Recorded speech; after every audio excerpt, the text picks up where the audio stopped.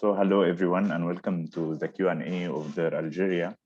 It's a great touching documentary that was produced last year and premiered at ITFA and then got a lot of awards, among them like El Guna Award for Best Arab Film, and it was screened also at Montpellier, which won the best first feature. And we are very delighted to have the director of the film, Lina Soualem, here to start the Q&A. Lina, this is Lina Soualem worked as an actress before going into the world of the filmmaking as a director, and Their Algeria is her debut feature documentary. And I would like to remind you that we have in the chat or in the Q&A if you would like to ask anything, and we will make sure that Lina answers all your questions. So, okay, let me start from the beginning. What made this personal story for you? What inspired you to tell this story about your family? Not just knowing it, like to make a film about it. When did you decide this? Yes, so it was a long process because, well, as you said, I started working as an actress, but also mainly as a programmer in film festivals. So I was programming, especially in Argentina, where I used to work for 2 years for a human rights film festival, and I was seeing a lot of documentaries. And I was really touched by the way that documentaries were combining personal cinematographical stories with more collective and social and political stories. And I always felt like I wanted to tell the story of my grandmother at first, also because I studied history. And while I was studying history, I discovered the history of modern Arab societies, and especially colonization, decolonization, and France, between France and Algeria. And I realized at this moment that I didn't know anything about the story of my grandparents, that they never told me anything about what they've been through coming from Algeria to France, and how they lived exile, and if they suffered from colonization or war. So there was a big gap between what I knew officially through my studies and what I discovered in other documentaries on these subjects, and what my family and my grandparents actually told me. So that's when I started to think that one day I will film them. But of course, this was when I was in my early 20s, and I started at my late 20s. So it took some time to germ in my head. And then 4 years ago, when I learned that my grandparents were gonna separate after 62 years of being together, it was like an alarm that rang, and it was a big shock for me because I realized that I needed to understand what happened between them in a private, like in their private life, intimate life. But not only that, I also needed to understand what they've been through in the collective story of Algeria and France. So that's when I decided that I wanted to make a film about it.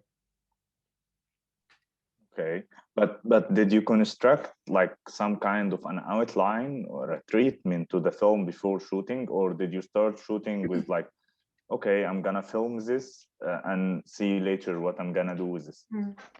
Yeah, at first, the first thing I did was actually a residency in Morocco and Fidadoc, because I had the idea in mind, and I had to start somewhere because it's the first film that I do. I've never done nor short nor long documentary nor fiction, so it was my first piece of work. And so I applied to this residency, and it was my first step to start thinking about what I would film and how. And then the next step was to start to film scouting. So I went to my grandparents, and I started filming a lot, but without really having a scenario in mind. So I was collecting a lot of their words and trying to also find my place with my camera in this intimate place. Also, I understood very quickly that I couldn't really bring a team. So I filmed myself, I took the sound myself, and I understood that it was this way that the film could be done, because it's a very intimate setting. So it wouldn't have been the same film if there was a team. So that's how I constructed it little by little and step by step, because after the first sessions of scouting and filming, then I went back to writing and thinking about the scenario.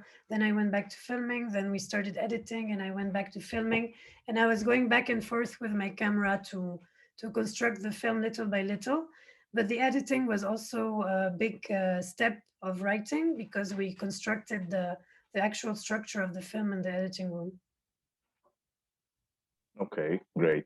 So let's go more into the story of your grandparents, and let me ask you about, like, there is a quite difference between the grandfather and the grandmother. The grandmother is smiling or laughing or exaggerating her emotions all the time. You feel she's more comfortable with the camera than your grandfather, who seems depressed, who seems alienated, or having problems with identity, I think. Uh, and also there's a quite difference between, like, your grandparents and your father, and even I think it's a matter of identity differs between 3 generations, maybe in the film. Yeah, so why is this confusion mainly between the grandfather and grandmother? Yes, I think they are very contrasted, sorry, because they didn't live exile the same way. I mean, they had the same story and they arrived together and they lived together for these 60 years, but they have different personalities, and the trauma of exile didn't affect them in the same way. So my grandmother, she kind of found the strength to go on with life and to try to find happiness and to be sociable despite everything that happens to her, and despite the fact that she didn't really choose anything of her life. And so I don't know where this strength comes from, but it's also why I try to explore her story to try to understand where it comes from. And my grandfather, on the other side, he really, I think, was trapped in his suffering, because he never really expressed what he was going through. And I think he took the responsibility of the whole family also on the shoulders, and being the one that is working 70 hours a week at the cutlery, and being the man of the house, taking this responsibility. He really, like, trapped himself in silence and never really found happiness, I think. um, and he really lived exile as a real suffering, and I think that shows in his body and the way that he moves around, and that shows also in the way that he is linked to the city of Thiers, because it seems that he is and he is not from there. And it's the same with Algeria. It seems that he cannot reconnect to this place, but at the same time he's always connected to it, because anytime I mention it, we feel that it reminds him of, like, good and bad things at the same time. So it makes him remember also painful souvenirs. So I think they really had different ways to deal with their exile, and I think that is why it was also interesting to film them one and the other separately, even though it was like that because they were separated. But it also allowed me to explore how exile can affect someone, and it's also a way to, give back the complexity of their story, because usually we tend to see immigrants or refugees as a mass, as a whole.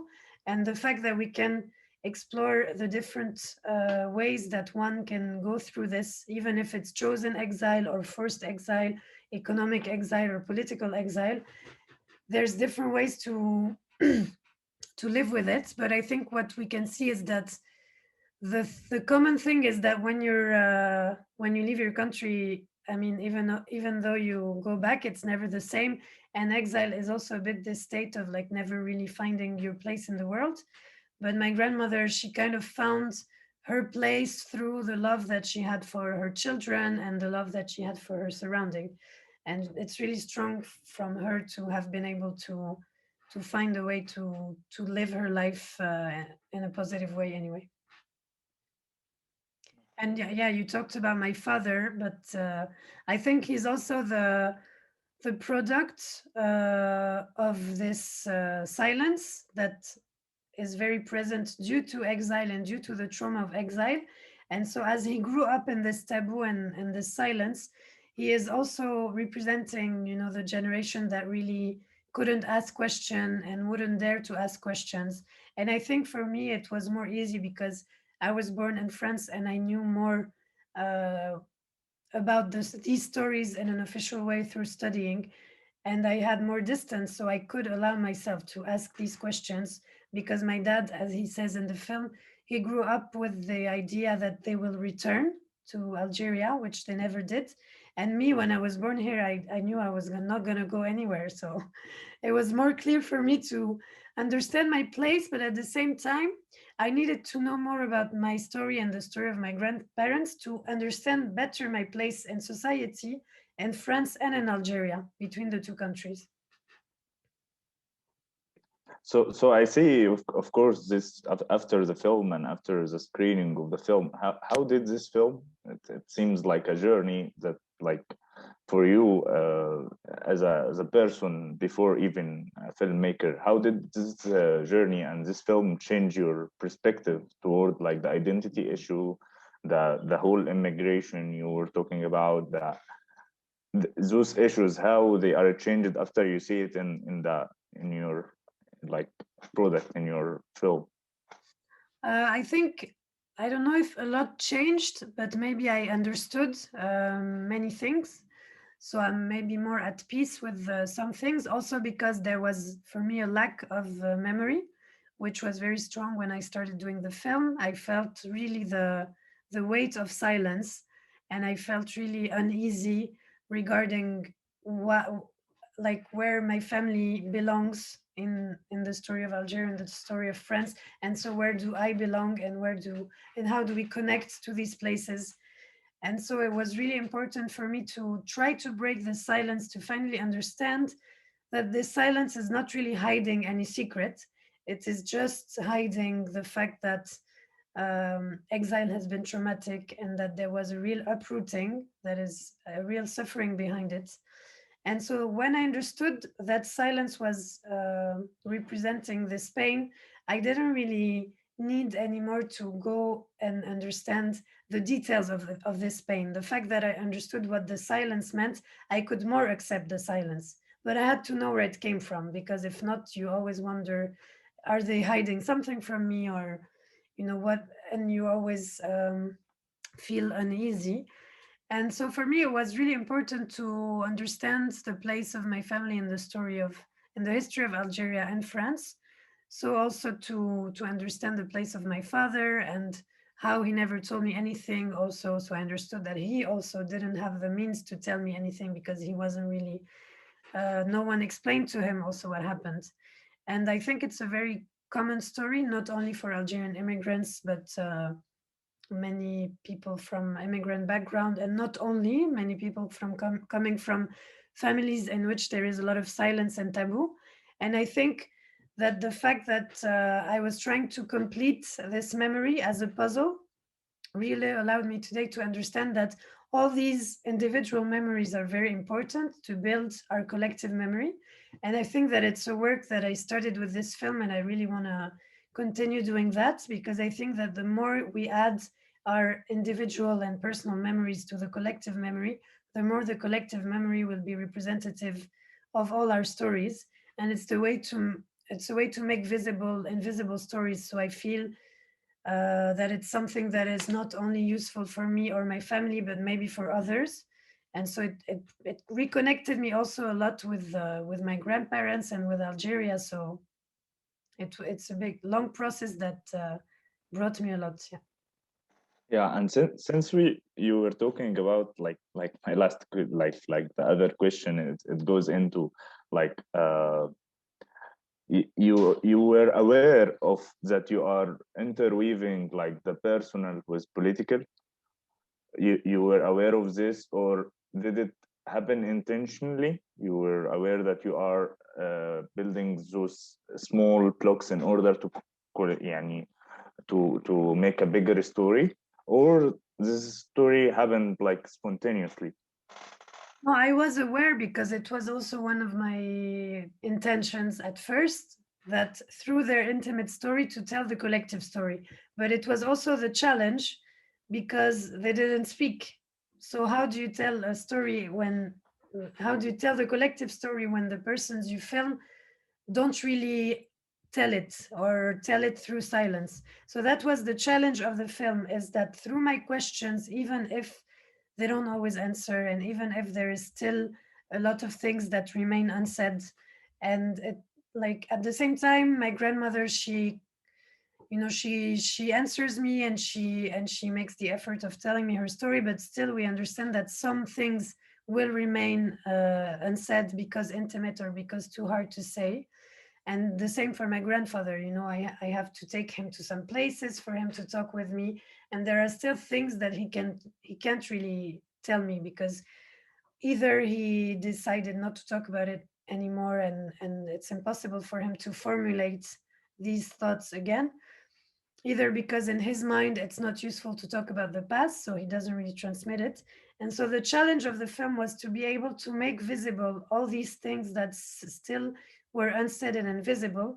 And that's why it went through my questions and how I go from one character to the other.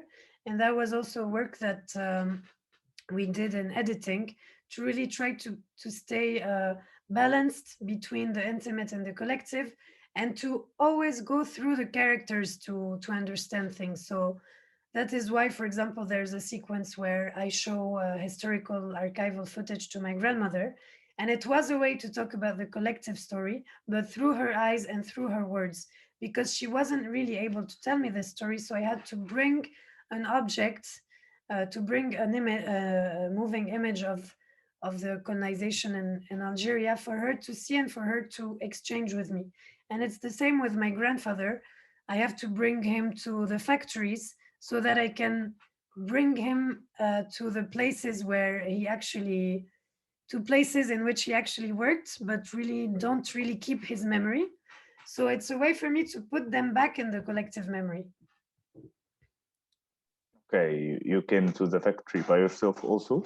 I see this scene is very, very interesting. I see this film is I have this question, you know, like you have like four different kinds of footage. You have archival footage, and you have interviews, you have video calls, and also you have like some staged like some fictional uh, elements in order to make yeah, this balance. It's a kind of retelling through another way, that which is very cinematic also.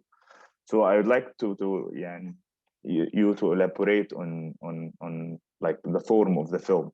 Mm. Yes, the personal footage, the personal archival footage, was for me kind of a starting point, because when I learned that my grandparents were separating, my first move, my first reflex was to go watch these videos, as if I was trying to find an explanation or an answer in these videos. And that's why they were always a starting point. But finally, I didn't use them so much, because I was focusing on also what they were today. And in the archival footage, I was more using them to question them, to ask what were they hiding, what were they showing, and were they already showing the suffering and the premise of this separation. And so then when I filmed my grandfather and my grandmother, I, you know, as it was my first film, and also there was no scenario thought in advance, so it was really a lot of research with them. There was a lot of face to face where I was asking questions. And so, as sometimes it was difficult to exchange in this way, I started bringing objects or bringing them to places. And this is what you would call a stage situation. So I started to think, okay, so to be able to exchange with my grandfather about his work, let's try to go to the factories. And I was never really knowing in advance if it would work or not, because I was really surprised that my grandfather opened up about his work in the factories and was really fascinated by everything that is around him. So also the way that he interacted with his surrounding was also a way of telling us his story and how he felt. So there was a lot of moments like this that I had to find ways to reactivate their memory. So also showing them some photos and using photos as also an object to reactivate memory. And yes, so I think that there's also the images of Algeria that can be considered as an archive, even though they were shot at the time of the film. But because I use them and I show them to my grandfather, they become an archive. So it's as if through this film, I puzzle back together memories and archives so that I create at the end a film that maybe one day will also be an archive to keep the memory alive. Yeah, it's alive because of you now. Okay, so I have a question about you actually. You decide in a world like most of the documentary films we see right now, like the filmmakers are going more to like only observation, and not to introduce. And I think this is like kind of documentary trend that lasted for so many years. And but here you choose and decide to be part of the film. You enter the film as a character. uh why is this choice? Why didn't you get enough by like just observing them, just like hidden eye? I think I mean, also I thought of it before because when you start thinking of a personal documentary, the first question that you are asked, and then that you end up asking yourself, is what is your place and why am I doing this film, and especially what is your place as a director. So for me, my place as a director and as the granddaughter and as the one trying to find answers and breaking the silence, it was impossible for me to be just as an observation, because I'm filming them in interaction with me and they are talking to me. So I couldn't just, cut my voice and just take their words, because the whole film also follows my quests. So it wasn't really easy at first because I didn't want to be so present and I was trying to find ways. But after trying and experimenting and scouting, I understood that this was the way that the film could be constructed with them, and it was the only way also to be able to have a red thread, throughout the film, because I'm the one who is interacting with my grandmother, and then with my grandfather and with my father. And even when they are together, it's because I joined them together and they are interacting because of me and with me. So I'm always present, even though behind the camera. And I think it's a way the camera becomes the observer and I'm the camera. So it's like I'm always with the camera, and that's why they tended to forget about the camera all the time, because it was always with me. So it took some time. I mean, for my grandmother, it was pretty fast. After a couple of days, she was even forgetting that I was filming, even with the camera. But yeah, it was really me, my presence as their granddaughter. And at the same time, myself, when I was talking to them, I was always, jumping back and forth from granddaughter, director, and trying to always keep the balance between both. But I also asked myself, should I be in the image or not? And this was something that I quickly understood that I wouldn't be. And I'm only there through the Skype, or as a very young, as a 3-year-old in the footage. Yeah, okay. So okay, so let's talk about the challenges, like the financing for the film, because I see also when you go for development of such a kind, you have to show like you have an element to make a film, and just not like what differs this personal film from other personal films. So how was like the challenges regarding like on the financial level, right? Like the financing, on the development, or on even like you already mentioned that you had some challenge like showing so intimate uh, scenes for your grandma. And يعني, let's talk about the challenges that you faced. The thing is, as it was my first film, I think every challenge that I face is what every first-time filmmaker faces also.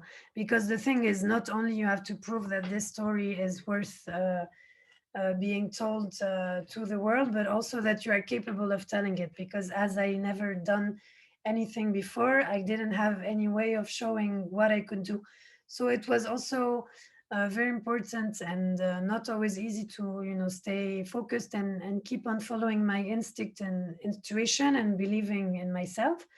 But I was very lucky because along the way, I had the chance of finding a producer and finding partners around, and also the fact that I pitched the film in many festivals while it was being fabricated allowed me also to find partners along the way and to confront myself also to questions and interrogations, and to understand what people were expecting or not, and also to understand better what I wanted to do. Because sometimes it's when someone tells you, I would do it this way, and you say, no, I want to do it this way. So you understand better what really you want to do when also you are confronted with others that would give you ideas or advice.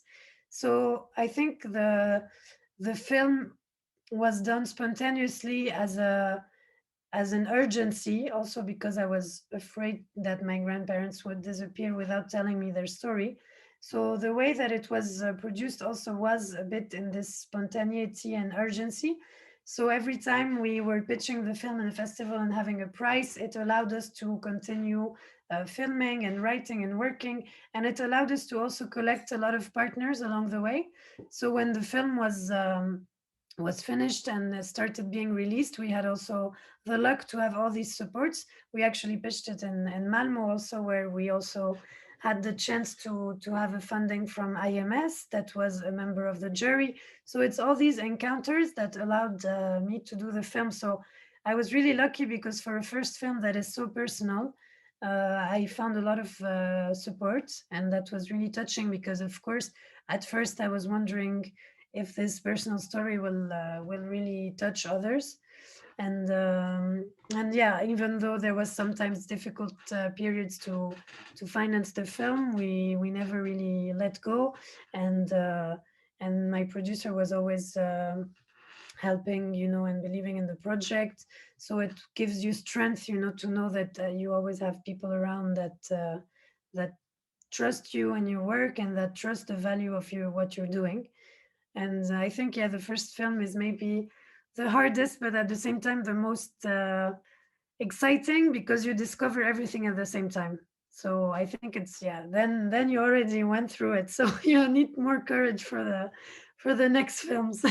Yeah, I had a friend who's a filmmaker, and he was saying like when making like the first film, it's like 1x, and the other film is like 2x, it's 4x, and it Yeah. goes like this, goes more harder. But I hope it gets easier. So let's talk about your future projects, since you came into the future. What's next for you?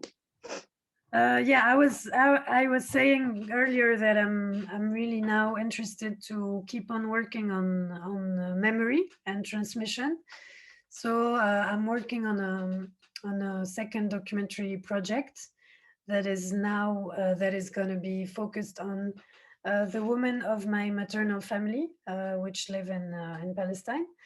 And so it's focused on the path of my mother, who became an actress coming from a family of 7 sisters in a traditional village, and the way that the women of the family have influenced her. And of course, all of these women have lived in a context of displacement and exile and war. So it's always trying to understand how, in this collective stories, the individual stories of these women have impacted the transmission from my mother to myself, or from them to my mother. And so in this future film that is still at its early steps of directing, of fabrication, I'm also mixing different sources of images. And this time I'm also using a lot of fiction in the film, so trying to reenact some moments in a fictional way, using the fact that my mother is an actress to make her tell her story, because she also, it's not easy to talk about your intimacy, so you always have to find ways to stage stories. Yeah. Okay, that's very, very interesting because like you seem to have like you will have a brand in documentary filmmaking that Yeah, follows. yeah, I Yeah. don't know if I don't know if I'm gonna continue after this one. I think like this came naturally as a second step, and it was funny because usually when I was pitching Their Algeria, everyone was asking, "Oh, so then are you going to do something about your the family of your mother and your maternal family?" And I was always saying, "No, it's another story, nothing to do." And then it happened. But I would like afterwards to maybe work more in fiction. But I think I need to go, to the end of this step also because I'm in the middle of it, and it's fascinating for me to work on memory. That is, I think, even when we see everything that happens today, it's always linked to the lack of memory and occult, hidden memories or holes, in our collective stories. So for me, it's a very important thing to talk about. Yes, yes, it's very interesting. Please do the second film, and if there's some third film, and you will wait for it. Yeah. So congratulations, Lina, on your film. It really touched our hearts, and thank you for the interesting talk and the insights about the film. I really enjoyed it. I watched the film like in El Guna, and I rewatched it before the Q&A. So yeah, congratulations. Thank you so much. That's Thank it. you. Okay. So we are coming to an end. Yeah. So thank you, Lina, again. Do we have the questions from the Questions? publics or from the public? Sorry, or finally there is no. I don't find any questions in the Okay. Q&A, but we can talk. Yeah. I think most of the people are on like if someone wants to ask something, we can stay for extra 2 minutes, and I think Yeah. most of the people watching the Q&A on Facebook, so you might also I can check the Facebook if anyone has I mean, if there are uh questions, we can do it. But if there are nothing now, it's okay. yeah, We I will. will see if someone asking something on the Facebook. Yeah, no. Okay. All right. Maybe I spoke too much. No at all. It's very, very interesting. Yeah, and I think it will be saved, so yeah. Yeah, maybe some questions will be asked online and we can answer later. But thank you so much Yes. for the Q&A, and enjoy the festival and good luck with the rest of the work. Thank you, Lina. Yeah. Bye. Bye. Bye.